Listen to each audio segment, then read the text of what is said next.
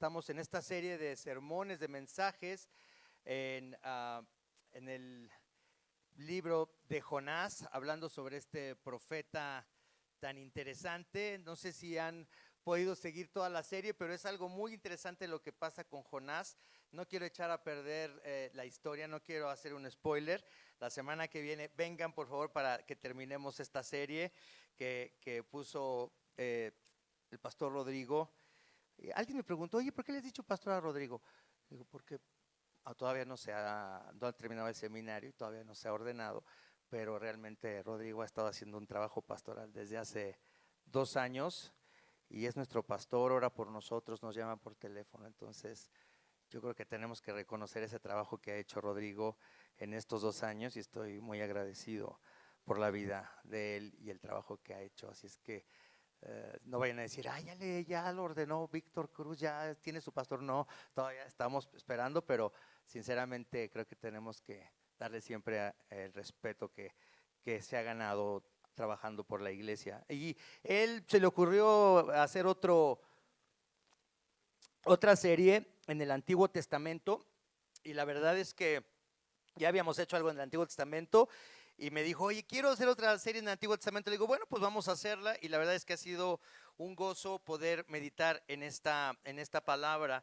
Y quiero que pensemos en algo. En el tiempo de Jonás, en este tiempo en el que el imperio asirio había dominado todo el Medio Oriente. O sea, estamos hablando de hace miles de años, estamos hablando de por lo menos unos 4,000 años. Entonces, estamos pensando en una sociedad que nos parece muy alejada de nosotros, y sin embargo quiero que pensemos en lo actual, que es el mensaje de Jonás, en que las actitudes de las personas en el tiempo de Jonás son exactamente las mismas actitudes que tenemos nosotros en este tiempo. Los seres humanos no hemos cambiado mucho, seguimos teniendo las mismas actitudes negativas hacia otros. Si ustedes se dan cuenta y han puesto atención en el libro de Jonás, ven que este profeta tenía una muy mala actitud. ¿Conocen a personas con mala actitud? ¿Trabajan con personas con mala actitud? ¿Viven con personas con mala actitud? Algunos de nosotros o algunos de ustedes viven con personas con mala actitud, o trabajan con personas con mala actitud, o tienen vecinos con mala actitud, y este es un profeta con mala actitud. Y así yo le iba a poner a este sermón nuestra mala actitud, pero como dije, tal vez va a haber invitados, ¿no? Y tenía otro título más grosero, pero no, vamos a poner nada más un cambio necesario. ¿Les parece bien? Suena más un cambio necesario. Fíjense, vamos al texto que hoy en el que vamos a meditar, Jonás capítulo 4, ya estamos casi al final de este texto. Jonás 4, versículos del 1 al 4, Jonás 4 del 1 al 4. Fíjense lo que dice aquí. Por esto se disgustó mucho Jonás y lo hizo enfurecer, así que oró al Señor de esta manera. Vean qué bonita oración. Oh Señor, ¿no era esto lo que yo decía cuando todavía estaba en mi tierra? Por eso me anticipé a huir a Tarsis, pues bien sabía que tú eres un Dios misericordioso y compasivo, lento para la ira y lleno de amor, que cambias de parecer y no destruyes. Así que ahora, Señor, te suplico que me quites la vida, prefiero morir que seguir viviendo. ¿Alguna vez han orado así? ¿Han hecho una oración así de hermosa? ¿No? Pero pues déjenlo hermosa, o sea, lo que también nos debe desafiar de Jonás no solamente su mala actitud, sino su sinceridad. Jonás es muy sincero. Y el hecho de que seamos sinceros no nos hace buenas personas. Pero dice, así que ahora, Señor, te suplico que me quites la vida, prefiero morir que seguir viviendo. Y el versículo 4 termina con una pregunta que nos muestra mucha paciencia, mucho amor. ¿Tienes tanta razón en enfurecerte tanto?, respondió el Señor. Vamos a meditar en esto. Esta es la palabra del Señor y quiero que pensemos en 3 ideas que tenemos para hoy. Una es un deseo natural, luego un mandamiento revelador y por último un amor transformador. Entonces, un deseo natural, un mandamiento sobrenatural y un amor transformador. Fíjense esto, entonces, un deseo natural. Jonás estaba muy enojado porque Dios había perdonado a los que tenían oprimido al pueblo de Israel. Jonás, ya saben, había huido a Tarsis, que era el sentido contrario de donde Dios le había dicho que fuera. Ve a Nínive, y entonces el profeta con mala actitud fue al puerto y dijo: a ver, para Nínive es para allá, ¿qué es lo que sí, qué es lo que está en sentido contrario? Tarsis, y se fue exactamente al lado contrario. Entonces estaba muy enojado porque Dios lo había traído de vuelta en el vientre del gran pez y había tenido que hacer lo que no quería hacer: ir y predicar a la gente de Nínive y decirles en 40 días, ¿cuál fue su predicación? En 40 días esto va a ser destruido. Así es que prepárense porque esto va a ser destruido. Y fíjense, si pensamos en esto, ¿por qué le puse este primer punto, un deseo natural? Porque lo natural es que odiemos a las personas que nos hacen mal. ¿Están de acuerdo? Es fácil odiar a las personas que nos caen mal. Sí, hay personas que te caen mal. Piensa en esas personas que te caen mal, en esas personas que te caen gordas, en esas personas que no soportas, en esas personas que piensas son lo peor que hay. Son tan estúpidos, son tan necios, no los aguanto, no quiero ni verlos. ¿Por qué se me quedan viendo así? Ustedes no piensan, no sienten eso. Me están haciendo sentir mal. Lo natural es que anhelemos la justicia, y esa justicia que Dios se le aplique a esas personas que se merecen esa justicia, ojo por ojo y diente por diente. Jonás sabía que tenía que haber justicia, y el hecho de que Dios estuviera perdonando a la gente de Nínive le hacía pensar a Jonás que Dios no estaba haciendo justicia. ¿Dónde está tu justicia, Dios? ¿Qué no ves que nosotros somos tu pueblo? Somos tu pueblo escogido, somos el pueblo que te conoce, somos de donde seguramente va a venir la salvación para las naciones, de acuerdo a las promesas que Dios le había hecho a Abraham, a Isaac y a Jacob. Y entonces, ¿por qué no nos defiendes? ¿Por qué no haces algo? ¿Por qué quieres perdonar a los que nos están oprimiendo, Dios? Esa era la idea de Jonás, y eso es lo natural, que nosotros pensemos en qué personas nos están haciendo mal y que Dios no haga nada en contra de ellos. Lo justo es que cada quien reciba lo que merece. Por eso entonces en la ley de Moisés decía: ojo por ojo y diente por diente. El que haga un mal tiene que pagar ese mal con algo equivalente. Esto era algo que estaba en la ley de Moisés, Jonás lo sabía. Entonces, ¿por qué Dios no les pagas a estos incircuncisos por todo lo que nos han hecho pasar? Fíjense, en Levítico 19:18 dice también esto, que es algo que a lo mejor contradice la primera idea de ojo por ojo y diente por diente. Dice: no te vengarás ni guardarás rencor a los hijos de tu pueblo, sino amarás a tu prójimo como a ti mismo, yo el Señor. Es una contradicción entonces de la Biblia, que primero se nos enseñe ojo por ojo y diente por diente, y que luego la misma ley nos diga: no te vengues ni guardes rencor a los hijos de tu pueblo, sino ama a tu prójimo como a ti mismo. Es una contradicción. ¿Qué piensan? Hay personas que nos acusan de que tenemos una Biblia que tiene muchas contradicciones. ¿Ahí está una contradicción, sí o no? En la misma ley vemos dos cosas que se contradicen, ¿sí o no? ¿Se contradicen o no? ¿Qué piensan? ¿Cuántos votan porque sí es una contradicción? No. En la Biblia se nos habla de dos cosas, fíjense: verdad y amor, verdad y misericordia. Cuando Juan en el primer capítulo del Evangelio describe la presencia de Jesús, dice: y vimos su gloria, gloria como del unigénito Hijo de Dios, ¿lleno de qué? De gracia y de verdad. Lo que vemos en la ley de Moisés son dos cosas. Vemos la verdad: tenemos que hacer justicia, y esa justicia es que cada quien reciba lo que merece. Esa es la verdad. Que si alguien daña a otra persona y le tumba un diente por una maldad, entonces que le tumben también el diente. Que si alguien se robó una vaca, bueno, que dé lo que tiene que para reemplazar esa vaca que se robó. Es decir, que cada persona sepa que no debe quedar impune lo malo, debe haber justicia. ¿Estamos de acuerdo en eso? Pero ¿cuál es el problema con la justicia? Hay un problema con la justicia. Si solamente hacemos justicia, si solamente queremos ojo por ojo y diente por diente, hay un gran problema. ¿Cuál es ese problema? ¿Cómo? ¿Que nosotros también tendríamos que ser pasados por la justicia? Sí, la pregunta es, si a todos hacemos justicia, ¿quién cierra a la cárcel? ¿Quién es el último que va a dar el último hachazo? ¿Quién es el último que va a fusilar a los demás? Si realmente lo que amamos y lo que decimos que debe regir es la justicia, entonces ¿qué necesitamos? Necesitamos la misericordia, porque la misericordia es algo superior a la justicia. La misericordia, el perdonar a alguien que nos ha hecho mal, eso es superior todavía a la justicia.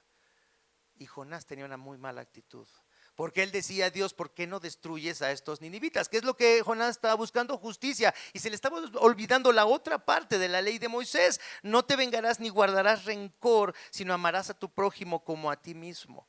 Pero fíjense, los rabinos eran muy progresistas, los rabinos del tiempo de Jesús. Esto, lo de Jonás, está pasando allá, en el tiempo de los reyes de Israel. Pero los rabinos eran personas que decían, oye, ¿por qué no ajustamos la escritura a los tiempos más modernos? ¿No? ¿Han oído esto? ¿Por qué no adaptamos la Biblia al contexto más moderno? Estamos viviendo ya en otros tiempos. Ya no creo que deberíamos de tomar tan en serio esta palabra del Señor. Y los rabinos hicieron una modificación al Antiguo Testamento. Y fíjense lo que ellos en la tradición rabínica enseñaban. Fíjense, ama a tu prójimo, esta era la enseñanza de los rabinos, y odia a tu enemigo. Ama a tu hermano, ama al de tu nación, ama al de tu color de piel, ama al de tu colonia, ama al de tu denominación cristiana, ama al que esté de acuerdo contigo teológicamente, y odia ¿a quién? A tu enemigo. Esa es la enseñanza de los rabinos. La habían modificado un poquito a la ley, no tanto, un poquito nada más. Por eso Jesús les dice en Mateo 5:43, ustedes han oído que se dijo, ama a tu prójimo y odia a tu enemigo. Entonces los rabinos tenían una versión más actualizada de la palabra de Dios. Entonces, ¿qué es lo normal? ¿Cuál es nuestro deseo natural?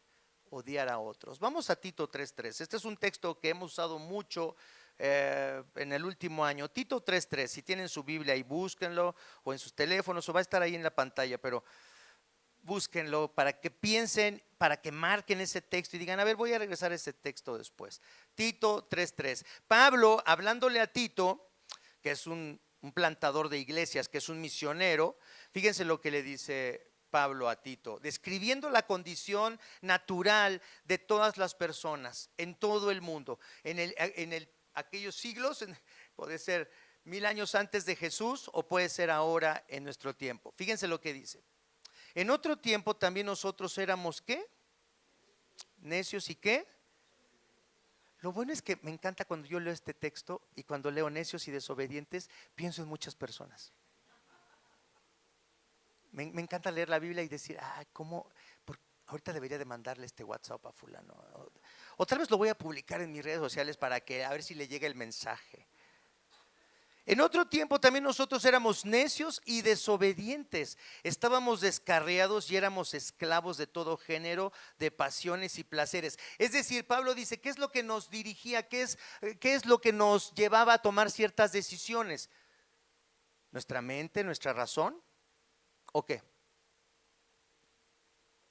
Nuestras pasiones y nuestros placeres, lo que nos hace sentir bien, eso es lo que nos dirige de forma natural. Necios, desobedientes y controlados por nuestras pasiones y placeres. Y vivíamos en la malicia y en la envidia. Éramos detestables y ¿qué?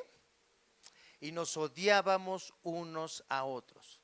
Yo estoy seguro que ninguno de ustedes piensa que es una persona que odia a otros.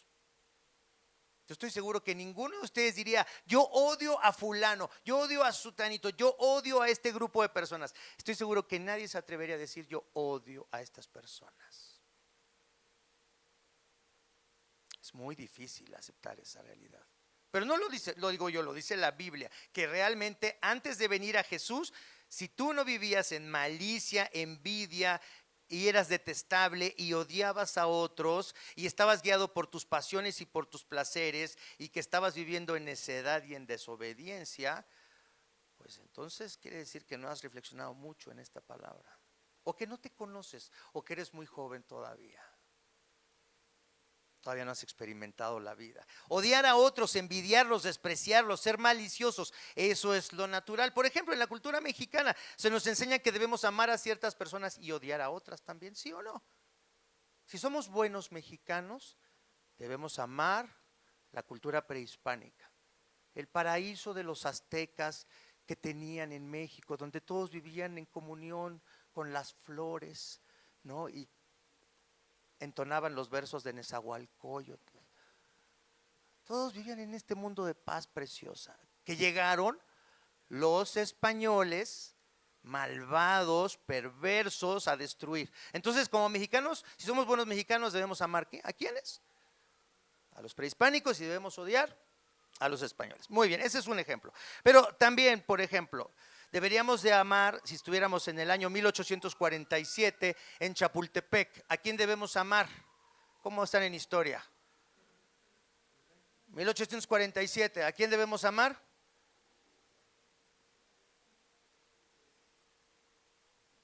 ¿A quiénes? ¿Fueron a la primaria o no? Debemos amar a los niños héroes, especialmente a quién, a Juan Escutia, que para que no tomaran los gringos la bandera, se aventó. Y debemos odiar a quiénes, a los gringos.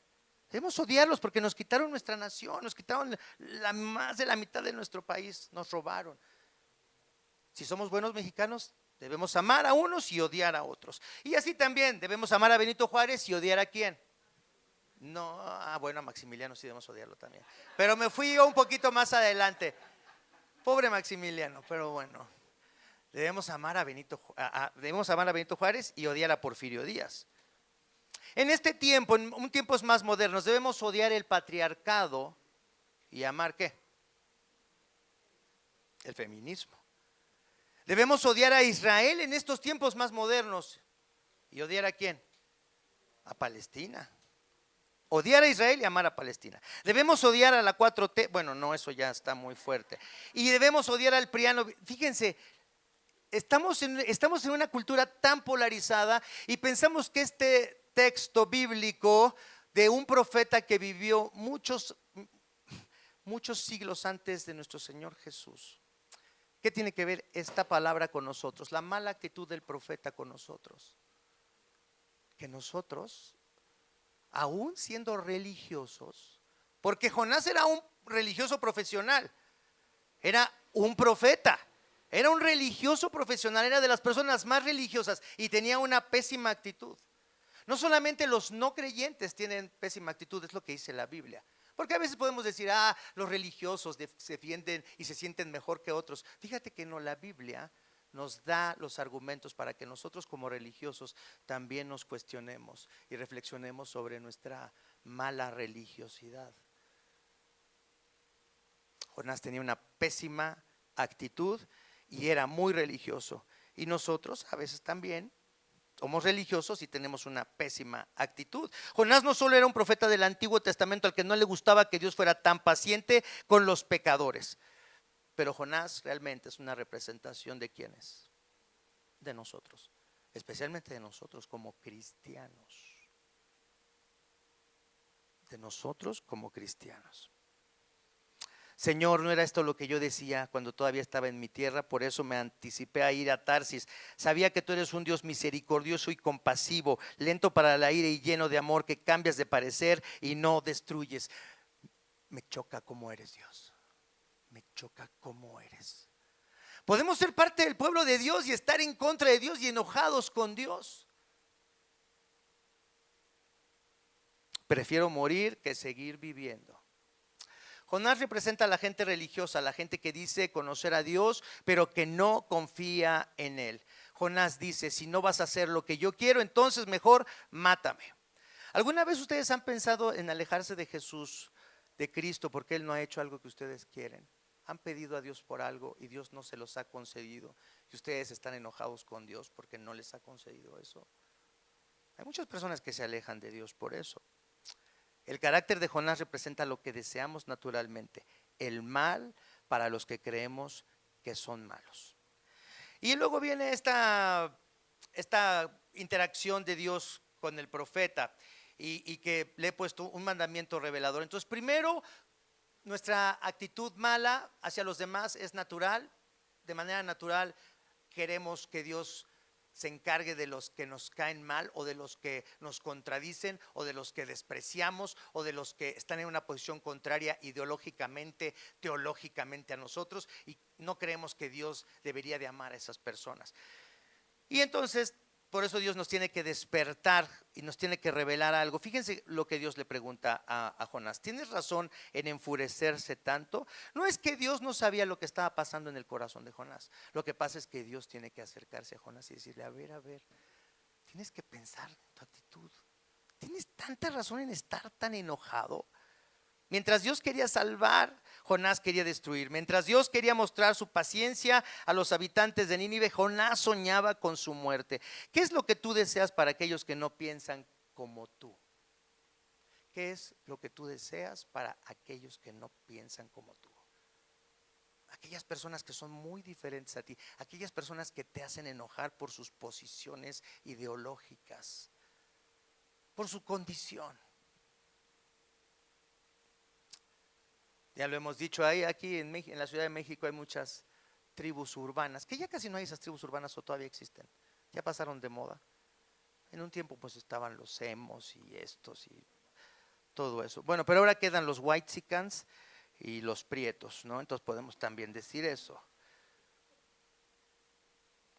Fíjense, cuando nos enfrentamos a personas que en nuestro corazón despreciamos y con los que tenemos una mala actitud, como cristianos oramos por ellos, pedimos a Dios que sea paciente con ellos, o decimos, Señor, rómpeles los dientes, como ora el salmista. Porque el salmista también a veces ora así, ¿verdad? Dice, rómpeles los dientes a esos perros. ¿Cómo es tu oración? Oramos por su salvación. Fíjate, si tuviéramos algunos de ustedes tienen una app para que vean cuánto tiempo pasan en pantalla. ¿Sí? Tienen algunos de ustedes para controlarse. Dicen, voy a poner cuánto tiempo paso en pantalla. Imagínense que hubiera una app que nos dijera cuánto tiempo pasamos juzgando y condenando a otros y cuánto tiempo oramos por ellos. ¿No sería padrísimo? ¿Quién se avienta esta app para cristianos?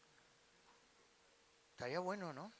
¿Cuánto tiempo paso criticando, juzgando y condenando y hablando mal de otros? ¿Y cuánto tiempo oro por esas personas que por lo menos en mi corazón o en mi mente son mis enemigos? ¿No sería útil? Si Dios nos juzgara por cuánto tiempo hemos pasado teniendo una mala actitud hacia otros, alimentando esa mala actitud hacia otros, y cuánto tiempo hemos orado por la salvación de esas personas, porque Dios tenga misericordia de esas personas, igual que tuvo de nosotros. Pero se dan cuenta que nosotros podemos tener, a pesar de ser cristianos y de decir que hemos recibido la salvación por gracia, que por gracia Dios nos ha salvado por medio de su Hijo Jesucristo, por medio de su vida, de su muerte y de su resurrección. Y aunque hablamos de la gracia de Dios, nosotros somos tan duros para compartir esa gracia con otros. Preferimos sentirnos superiores a otros. Es decir, qué bueno que yo no soy como esas personas tan tontas. Qué bueno que yo no soy arminiano. Qué bueno que yo no soy, qué bueno que mi escatología no es milenialista. Qué bueno que yo no tengo esos defectos doctrinales teológicos. Qué bueno que yo no soy como esas personas. Y si no me lo creen, hay una historia que quiero que vayamos a esta historia que me parece interesante. Y nada más quiero contárselas. Jesús dice, habían dos hombres que subieron al templo a orar. Uno era un fariseo y el otro era un recaudador de impuestos. Uno era la élite, pertenecía a la élite religiosa y económica de Jerusalén, y el otro era un colaboracionista, un traidor que trabajaba para los romanos y que le quitaba los impuestos al pueblo de Dios para dárselo a los romanos. ¿Pueden ustedes pensar en una persona peor que esa? Un equivalente tal vez a las autoridades corruptas de nuestra nación. El fariseo, un hombre religioso puesto en pie y a solas, oraba: Dios, te doy tantas gracias porque no soy como otros hombres, ladrones, malhechores, adúlteros, ni como ese recaudador de impuestos. Ayuno 2 veces a la semana y doy la 10ª parte de todo lo que recibo. En cambio, el recaudador de impuestos, que se había quedado a cierta distancia, ni siquiera se atrevía a alzar la vista al cielo, sino que se golpeaba el pecho y decía: oh Dios, ten compasión de mí, que soy pecador. Les digo que es decir, el publicano, el cobrador de impuestos, la persona despreciada por todos, y no aquel que se consideraba una persona que sabía muchísima Biblia, muchísima teología, que era un experto en la Biblia, dice: volvió a su casa justificada ante Dios, pues todo el que a sí mismo se enaltece será humillado, y el que se humilla será enaltecido. Jonás se había enaltecido. Jonás se creía mucho mejor que los de Nínive. Tú, en tu posición doctrinal, teológica, en tu posición moral, en tu religiosidad, ¿te sientes mejor que otros? Jonás no soportaba que Dios le estuviera dando una oportunidad a los habitantes de Nínive, que Dios amara a los habitantes de Nínive. Hay personas cristianas que no creen que Dios ama a la gente LGBT. ¿Amará Dios a la gente LGBT? ¿Les estará dando Dios más tiempo a la gente LGBT para que se arrepientan? ¿Pero tú los odias? Como un buen cristiano, como un buen religioso, ¿no? Deberías de denunciarlos, ¿no? A las personas trans, Dios los amará. Bueno, ahora vámonos del otro lado del espectro. ¿Amará Dios a las personas que tienen privilegios raciales y económicos en nuestra sociedad? ¿O Dios odiará a esas personas privilegiadas que no entienden a las minorías? ¿De qué lado estará Dios?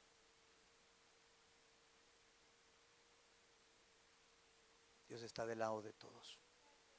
Y tú y yo deberíamos de orar por esas personas. Dios no los ama para que sigan así. Dios no ama a la gente LGBT o a las que tienen privilegios y que no ven su superioridad moral o cultural o racial o económica o social. No, Dios no quiere, Dios no los ama para que se queden así. Dios no decía: los de Nínive están bien. No, Dios estaba diciendo: los de Nínive, por favor, arrepiéntanse. Dios les estaba mostrando amor y paciencia así. Y Dios quiere mostrarle a la gente que está a nuestro alrededor y que tal vez condenamos nosotros, y Dios quiere mostrarles paciencia.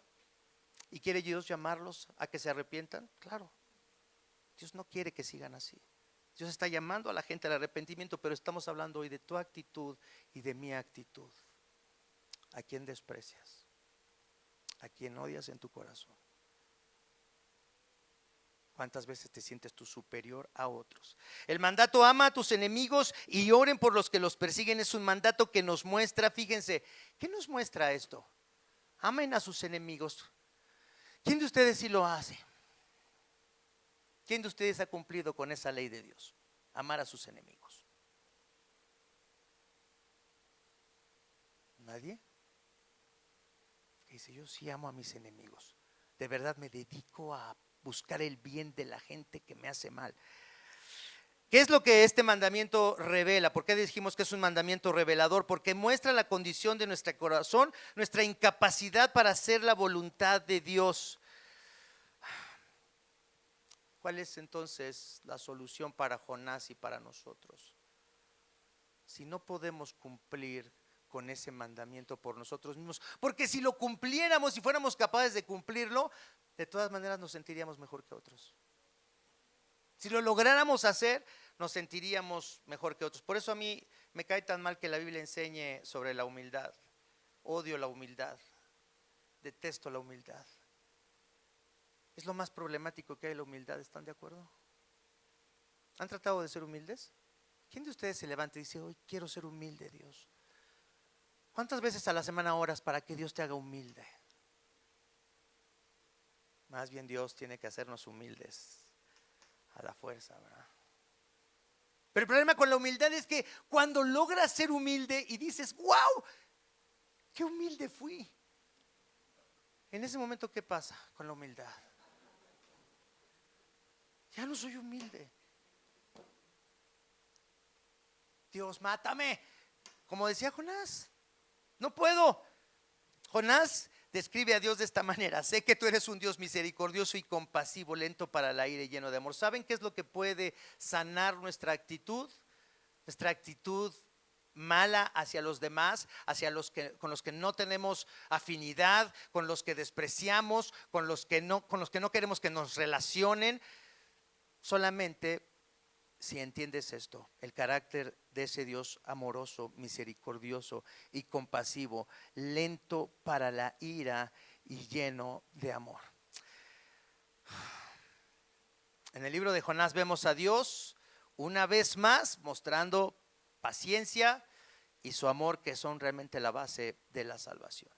Si en verdad, fíjense lo que dice el comentarista, si en verdad estamos llenos de envidia, celos y odio, como dice Pablo, y si es verdad que no podemos cumplir los mandatos de Dios que revelan la condición de nuestros corazones, entonces, ¿qué es lo único que nos queda? ¿Por qué somos cristianos?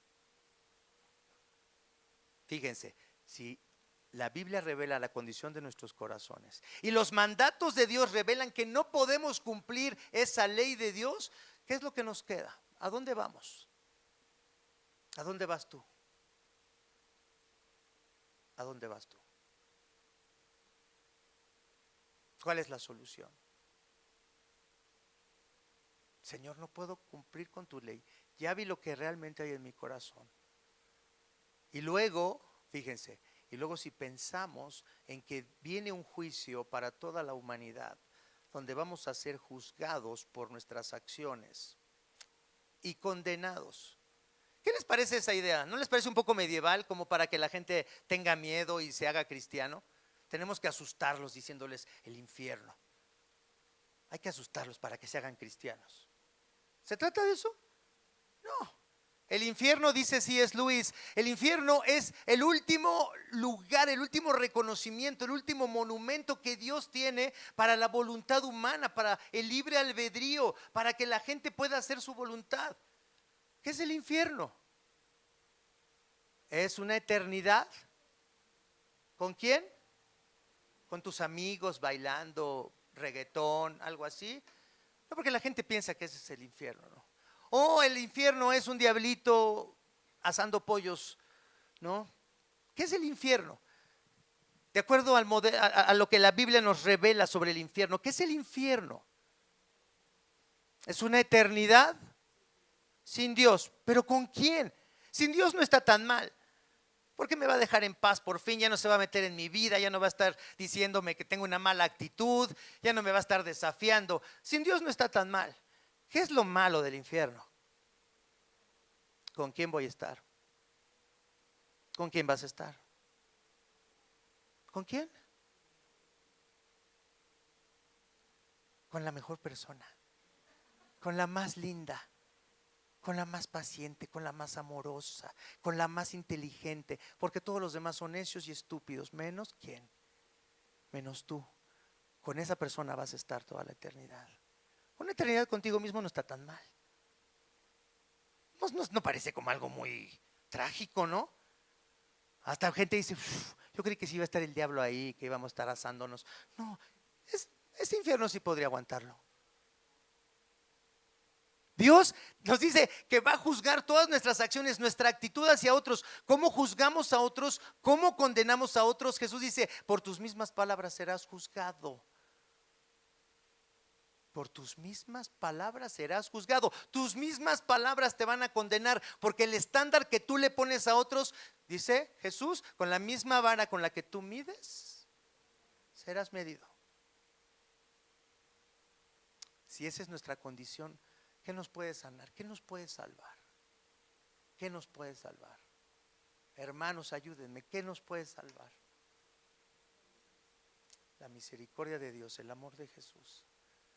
Que hoy pienses si realmente eres mejor que las personas que desprecias. Tal vez tú no seas creyente, tal vez tú no seas un cristiano y digas, no quiero ser igual de hipócrita que los cristianos. Pues déjame decirte que eres igual de hipócrita porque te crees mejor que los cristianos. Hay personas que eran cristianas y ya no vienen a la iglesia para no ser parte del grupo de hipócritas que se reúnen cada domingo y que vienen al sacramento y que dicen, perdóname, Señor Jesús. No quiero ser como esas personas despreciables.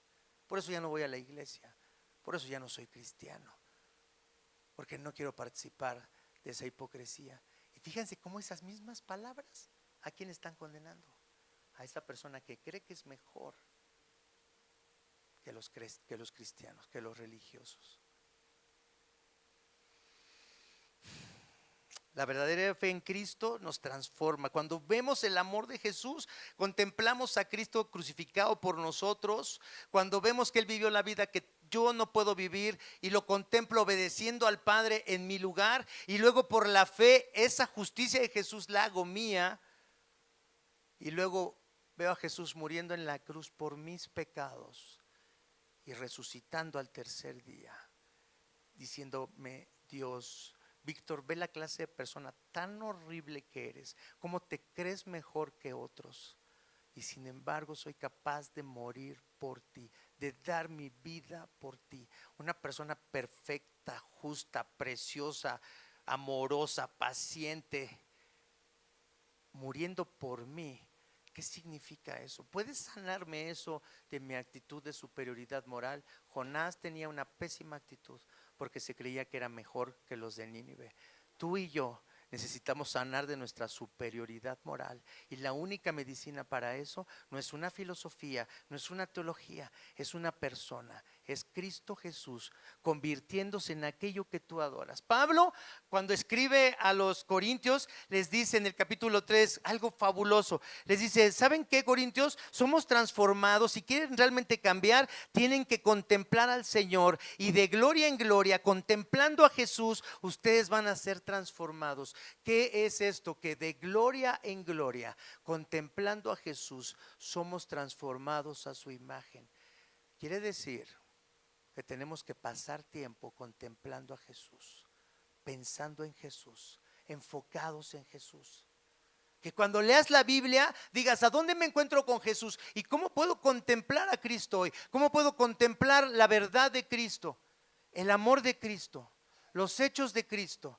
Su vida vivida en mi favor, su muerte sufrida en mi favor, su resurrección y su poder, su ascensión a la diestra del Padre, su promesa de que va a regresar por mí, y de que todos aquellos que crean en Cristo van a resucitar y vamos a habitar en cielos nuevos y tierra nueva. He pasado suficiente tiempo contemplando a Jesús para conocer su amor profundamente.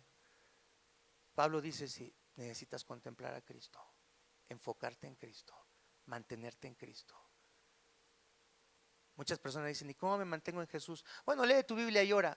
Déjame decirte, tienes que tener mucho cuidado cómo oras y lees tu Biblia, porque puede ser que estés orando mucho y estés orando mal, como los incrédulos, que el mismo Señor Jesús en el Sermón del Monte dice: es que los gentiles también piden estas cosas, igual que ustedes. ¿Qué piden? Salud, dinero, ¿y cuál nos falta? Y amor, exactamente. Salud, dinero y amor. No necesitas ser cristiano para orar por esas cosas. Y hay muchos cristianos que eso es lo único que oran y piden todos los días: salud, dinero y amor. Ahí te encargo mi coche, ahí te encargo la casa, ahí te encargo a mis chavos, ahí te encargo a mis niños. Te pido van a operar a mi tía. Ah, está muy bien. Pero también los no creyentes oran de esa misma manera, oran igualito.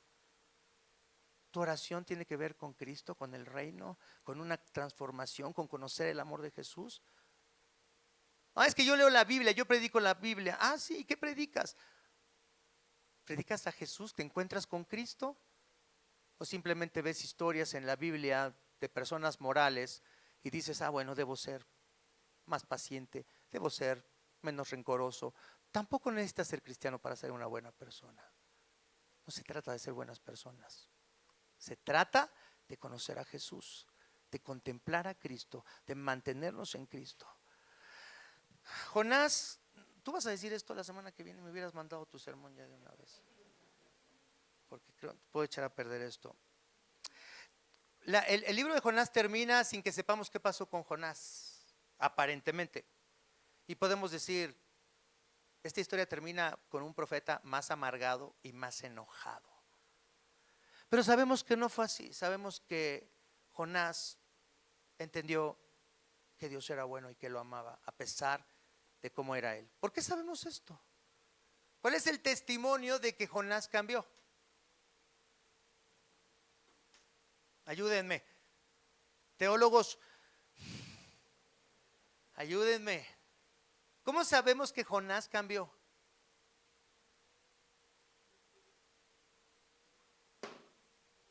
Porque lo escribió.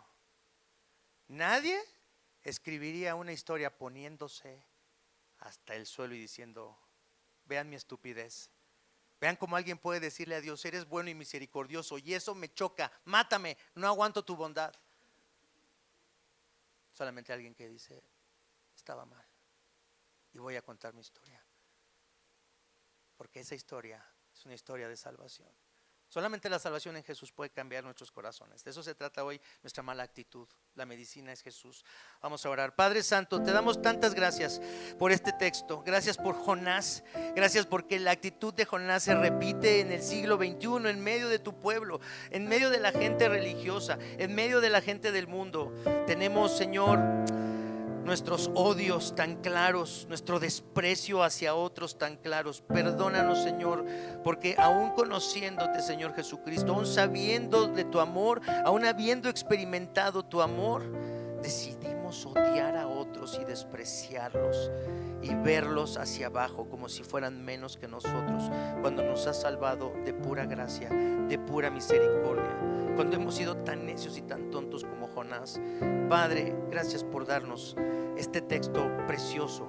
Gracias por la vida de Jonás, pero gracias, Señor, por el verdadero Jonás, por aquel que estuvo, Señor, no en el vientre del gran pez, pero en el sepulcro, que descendió al infierno, que sufrió tu abandono, Señor, para que nosotros no seamos abandonados.